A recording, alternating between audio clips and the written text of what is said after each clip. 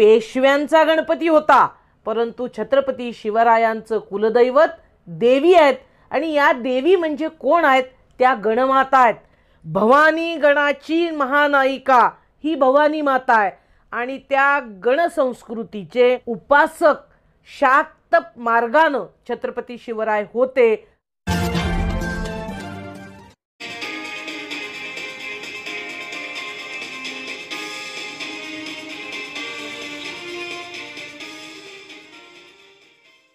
सत्य की जय हो। जागृती न्यूज चॅनलच्या प्रबोधन सत्रामध्ये आजचं सत्यवेद अर्थातच छत्रपती शिवाजी महाराजांबद्दल। 19 फेब्रुवारी ही छत्रपती शिवरायांची जयंती केवळ महाराष्ट्रात नाही, केवळ देशात नाही, जगभर साजरी होणार आहे। आणि या जयंतीच्या निमित्तानं छत्रपती शिवाजी महाराजांकडे बघण्याच्या एका वेगळ्या दृष्टिकोनाकडे किंवा सत्यशोधक दृष्टिक्षेपाकडे आपलं लक्ष वेधण्यासाठी आजचा हा संवाद। छत्रपती शिवाजी महाराजांची जयंती किंवा कोणत्याही महामानवाची जयंती साजरी करत असताना आपण नेहमीप्रमाणे एक गोष्ट लक्षात घेतली पाहिजे की महामानवांच्या जयंती किंवा पुण्यतिथी आपण त्यांच्या विचारांचा जागर करण्यासाठी साजऱ्या करत असतो। मग छत्रपती शिवराय या महामानवाची जयंती आपण साजरी करत असताना आज 21व्या शतकाच्या या पटलावर छत्रपती शिवरायांचा कोणता विचार, त्यांची कोणती प्रतिमा, त्यांचा कोणता कार्यभार आजच्या काळात आपण पुढे घेऊन जाणार आहोत याचा विचार या निमित्तानं झाला पाहिजे असं माझ्यासारख्या सत्यशोधक कार्यकर्तीला वाटतं। छत्रपती शिवाजी महाराज दिग्विजयी नेते आहेत। त्यांनी अनेक लढाया केल्या, त्यांनी कोणतीही लढाई पराभवाची लढाई त्यांनी केली नाही। म्हणजे 10 दिशांना ज्यांनी विजयी लढाया केल्या असे छत्रपती शिवाजी महाराज होते। परंतु त्यांच्या या अनेक मोहिमा, अनेक लढाया, अनेक स्वारी यापैकी आजच्या या जयंतीच्या निमित्तानं मला विशेष दखल घ्यावी अशी एक मोहीम वाटते आणि ती अर्थातच दक्षिण दिशेकडे त्यांनी जी कूच केली, दक्षिणेकडे जी मोहीम त्यांनी केली, दक्षिण प्रांताकडे म्हणजे विशेषतः श्रीशैल दर्शनासाठी ते गेले आहेत, या संदर्भातला आजचा हा संवाद साधावा असा मी विचार केलेला आहे। छत्रपती शिवाजी महाराज दक्षिणेमध्ये जी स्वारी करतायत ती 1677 सालाच्या मार्च महिन्याच्या अखेरीस ते श्रीशैलला जाऊन मल्लिकार्जुनाचं दर्शन घेतात। आज आपण हा प्रश्न पुन्हा पुन्हा विचारला पाहिजे की का छत्रपती शिवाजी महाराजांच्या संदर्भात भवानी मातेचा संदर्भ त्यांच्या चरित्रात आणि त्यांच्या कार्यकर्तृत्वात सतत डोकावताना आपल्याला दिसतो, तसंच का छत्रपती शिवाजी महाराज दक्षिणेमध्ये श्रीशैलला जातात आणि मल्लिकार्जुनाचं दर्शन घेण्याची प्रेरणा त्यांना का वाटली? अनेक इतिहासकारांनी या त्यांच्या दक्षिण मोहिमेबद्दल वेगवेगळ्या पद्धतीचं प्रतिपादन केलं, विवेचन केलं, विश्लेषण केलं। कॉम्रेड शरद पाटील जे प्राच्य विद्या पंडित आहेत, ज्यांना संस्कृत सह पाली भाषेचं ज्ञान होतं, ते कॉम्रेड शरद पाटील एक पुस्तक घेऊन, एक महाग्रंथ घेऊन आपल्यासमोर उभे ठाकतात आणि या पुस्तकाचं शीर्षकच छत्रपती शिवाजी महाराजांच्या हिंदवी स्वराज्याचे खरे शत्रू कोण, ब्राह्मणी की महमदी, असं पुस्तक त्यांनी 99 सालाच्या दरम्यान लिहिलं आणि त्यात ते वैशिष्ट्यपूर्ण मांडणी करतात। काय सांगतायत शरद पाटील? शरद पाटील असं सांगतायत की छत्रपती शिवाजी महाराज हे यासाठी ओळखले गेले पाहिजेत, त्यांच्या या कामाला आपण दृष्टिक्षेपात आणलं पाहिजे, त्यावर प्रकाशझोत टाकला पाहिजे की छत्रपती शिवाजी महाराज हे शाक्तपंथीय होते। म्हणजे छत्रपती शिवाजी महाराज जाती व्यवस्थेला सुरुंग लावू पाहत होते। आपल्या प्रदेशामध्ये कुठल्याही प्रकारची विषमता असता कामा नये यासाठी छत्रपती शिवाजी महाराजांनी सतत प्रयत्न केले आणि म्हणून ते शाक्त पंथाचे होते आणि त्याचे कोणते कोणते पुरावे त्यांच्या संपूर्ण छत्रपती शिवरायांच्या कार्यकालात दिसतात, यावर कॉम्रेड शरद पाटील यांनी आपल्याला प्रकाश जोड टाकलेला दिसतो. त्यांच्या पुस्तकात ते प्रश्न विचारतात की राजे श्रीशैल्य का गेले आणि राजे तिथे गेले याचं महत्तम कारण शरद पाटलांनी सांगितलंय. ते आज आपण नीटपणे समजावून घेतलं पाहिजे. ते सांगतायत की श्रीशैल जे होतं, ज्याला आपण श्रीशैल्यम आज म्हणतो, तिथं योगिनींचे मेळावे भरत. योगिनी, योग करणाऱ्या, साधना करणाऱ्या, अभ्यास करणाऱ्या, तत्वज्ञान मांडणाऱ्या अशा ज्या योगिनी आहेत, म्हणजे या योगिनींचे मेळावे श्रीशैलला भरत होते आणि त्यामुळे श्रीशैलला स्त्रीराज्य ही संज्ञाच रूढ झालेली आपल्याला दिसते. म्हणजे एक प्राचीन इतिहास स्त्रीसत्तेचा आहे, पण या स्त्रीसत्तेचे धागेदोरे, त्याचा संपूर्ण प्रवाह वाहत वाहत आपल्याला श्रीशैल्यमच्या योगिनींच्या मेळाव्याच्या रूपामध्ये दिसतो, जिथे शाक्त पंथाचा संस्कार हा मोठ्या प्रमाणात होता. आणि म्हणून श्रीशैल म्हणजे योगिनींचं स्त्रीराज्य. अशा स्त्रीराज्याला भेट द्यायला छत्रपती शिवाजी महाराज हे आपल्याला जाताना दिसतात. याचं कारण छत्रपती शिवराय म्हणजे शाक्त साधक होते. छत्रपती शिवाजी महाराजांचं कुलदैवत काय होतं? त्यांचं कुलदैवत ह्या देवी आहेत. पेशव्यांचा गणपती होता, परंतु छत्रपती शिवरायांचं कुलदैवत देवी आहेत. आणि या देवी म्हणजे कोण आहेत? त्या गणमाता आहेत, त्या स्त्री राज्यातल्या वेगवेगळ्या माता.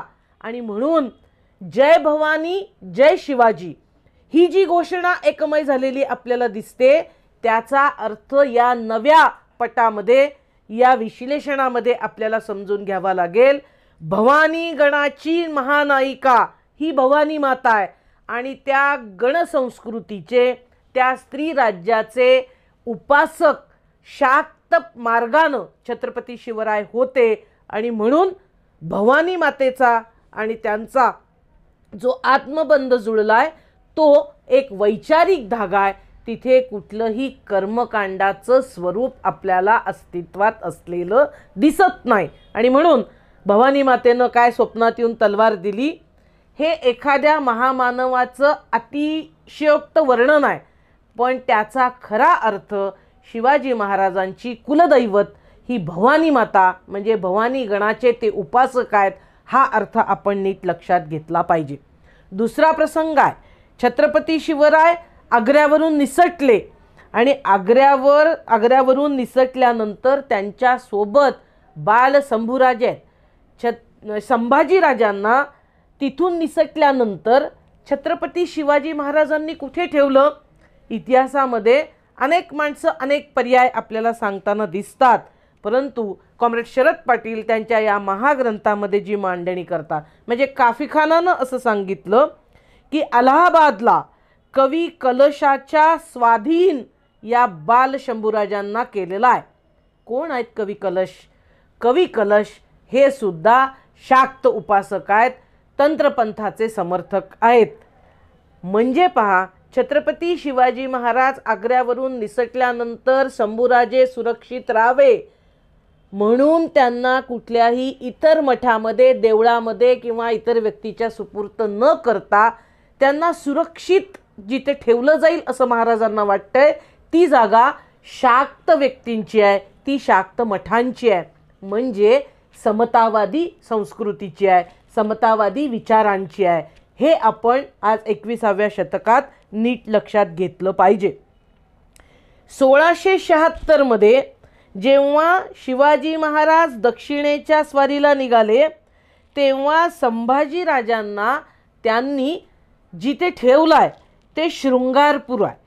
आता ही शृंगारपूरला पाठवण्याची योजना महाराजांनी केली, याचं कारण काय आहे असा जर इतिहासामध्ये आपण प्रश्न उपस्थित केला तर त्याचंही उत्तर आपल्याला असंच सापडतं की शृंगेरीला शाक्तांचे मठ होते आणि या मठांमध्ये आपला लहान मुलगा सुरक्षित राहील, जो स्वराज्याचं सुराज्यामध्ये रूपांतर करणार आहे आणि तो सुरक्षित राहिला पाहिजे यासाठी ते पुन्हा शृंगेरीकडे आपल्याला योजना म्हणून विचार करताना दिसत आहेत.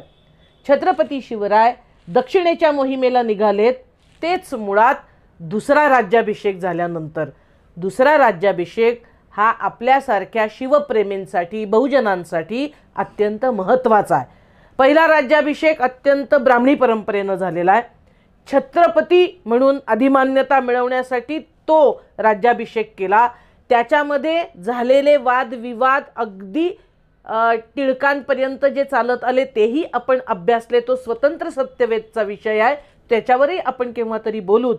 पण दुसरा राज्याभिषेक जो छत्रपती शिवाजी महाराजांनी स्वतःच्या विचारांनी स्वतःच्या मतानं अत्यंत निष्ठेनं ज्याचा त्यांनी स्वीकार केला तो दुसरा राज्याभिषेक केला होता.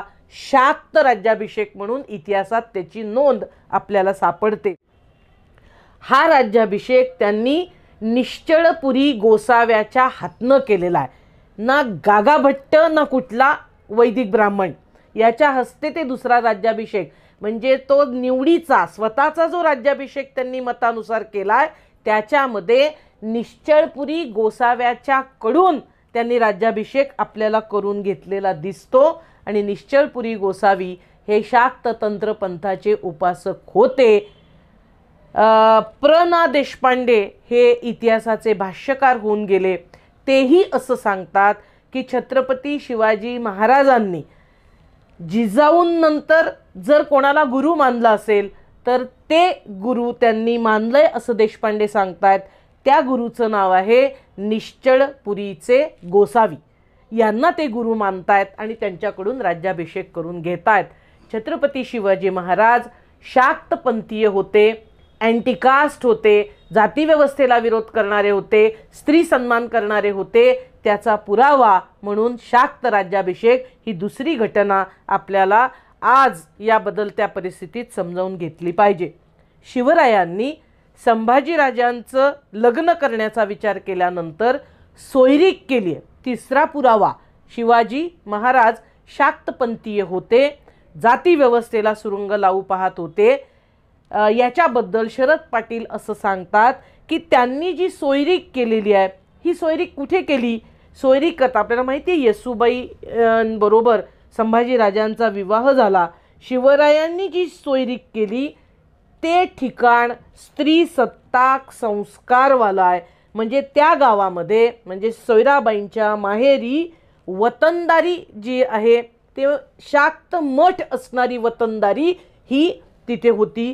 अशा वतनदारीच्या ठिकाणी छत्रपती शिवराय सोयरीक करतायत आणि म्हणून आपल्याला पुढे असं दिसतं की स्वतः येसूबाई या शाक्त संस्कारात वाढलेल्या आहेत आणि त्या अत्यंत बुद्धिमान, न्यायनिवाडा करण्यामध्ये पुढाकार घेणाऱ्या. जसं पुणे शहर वसवताना जिजामातांनी न्यायनिवाडा करताना कोणावर अन्याय केला नाही आणि जो अन्यायानं वागेल त्याला चोखपणे शिक्षा केली, त्याच पद्धतीचं किंबहुना त्याहीपेक्षा चिरतरुण असल्यामुळे येसूबाईंचं जे संपूर्ण व्यवहार आहे, जो विचार आहे तो शाक्त संस्कारामध्ये घडल्यामुळे संभाजीराजे शाक्त, शिवाजी महाराज शाक्त, येसूबाई पण शाक्त आणि त्यामुळे संभाजीराजांनी येसूबाईंवर प्रचंड विश्वास आपल्याला टाकलेला दिसतो. संभाजीराजे हे स्वतः आपल्या पत्नीला मुलकी राज्यकारभाराचा अधिकार हा संभाजीराजांनी सोयराबाईंकडे आपल्याला दिलेला दिसतो. सोयराबाईंनी स्वतः राजपत्र देण्याची त्यांना परवानगी ही संभाजीराजांनी दिलेली दिसते. राज्यव्यवस्थेचे हुकूम काढण्याचा त्यांना अधिकार आपल्याला दिसतो. म्हणजे एवढ्या काय सनातन व्यवस्था कायम असताना, स्त्रियांना दुय्यमत्व देणारे संस्कार समाजात असताना शाक्त पंथ काय शिकवतो संभाजी महाराजांना, तर स्त्रियासुद्धा राज्यकारभार करू शकतात, त्या सार्वजनिक ठिकाणावर काम करून दाखवू शकतात, त्यांना राजकीय भान असतं, त्या शत्रूशी दोन हात करू शकतात, सामना करू शकतात. हा विचार, हा विश्वास संभाजी महाराजांनी येसूबाईंवर जो दाखवला तो कशातून आला, कुठून आला, आभाळातून पडलेला नाही, तो शाक्त परंपरेतून आलेला आहे. आणि म्हणूनच नुसतं हुकूम देण्याचा नाही, तर एक राजमुद्रा, स्वतःच्या बायकोला राज्याचा अधिकार देणं, हुकूम देण्याचा अधिकार देणं, आणि तिची मुद्रा म्हणजे जशी शिवाजी महाराजांची आपण पाहतो प्रतिपत चंद्र लेखेव, जे आपण अभिमानाने सांगतो, येसूबाईंची मुद्रा तयार करून देण्यात आलेली होती संभाजी राजांकडून. आणि त्यावर लिहिलेलं होतं श्री सखी राज्ञी जयती. राज्ञी राणी जयती, तिचा जय असो. कोण? सखी आहे. म्हणजे बायकोला सुद्धा सखी मानणारा विचार, सम मानणारा विचार, ती समान आहे दर्जानी, ती संपूर्ण कारभार सांभाळू शकते, हा विचार हा शाक्त परंपरेतून आलेला विचार होता. आणि म्हणून आपण शिवाजी महाराज आणि संभाजीराजे यांचा शाक्त असणं, ते जातीव्यवस्था विरोधी होते हे झाकण्याचा प्रयत्न इथले वर्चस्ववादी ब्राह्मणी पुरुषसत्ताक इतिहासकार अभ्यासक सातत्यानं करतायत. बहुजनांमधल्या छत्रपती शिवाजी महाराज आणि संभाजीराजांवर प्रेम करणाऱ्या, त्यांचा विचार 21व्या शतकात पुढे घेऊन जाणारे आपल्यासारखे शिवप्रेमी आहेत. त्यांनी शिवाजी महाराजांचा शाक्त परंपरेशी असणारा नातं हे लक्षात घेऊन समताधिष्ठित समाज निर्मितीसाठी शिवरायांचा आणि शंभूराजांचा हा विचार इथून पुढच्या काळात प्रकाशझोतात आणणं आणि आचरणात आणण्याचं काम आपण सर्वांनी वेगानं करायला पाहिजे. हाच आजच्या सत्यवेदचा सांगावा. शिवजयंतीच्या निमित्तानं सर्वांना क्रांतिकारी शुभेच्छा. सत्य की जय हो. जय शिवराय.